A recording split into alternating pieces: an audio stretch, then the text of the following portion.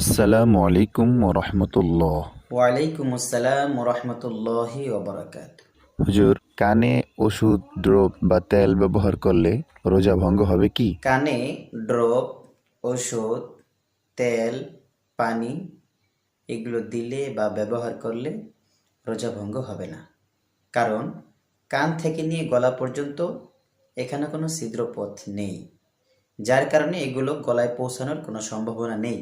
তবে আদি যুগে কান থেকে নিয়ে গলা পর্যন্ত একটা ছিদ্রপথ আছে বলে ধারণা করা হতো, যার কারণে পুরনো যুগের সেই কিতাবাদিতে কানে ওষুধ, তেল বা পানি দিলে রোজা ভেঙে যাবে বলে উল্লেখ করা হয়েছে।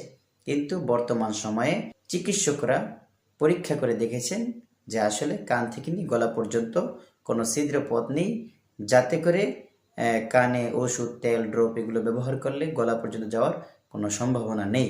এই জন্য কানে ঔষধ, তেল, ড্রপ, পানি বা যে কোনো কিছু ব্যবহার করার কারণে রোজা ভঙ্গ হবে না।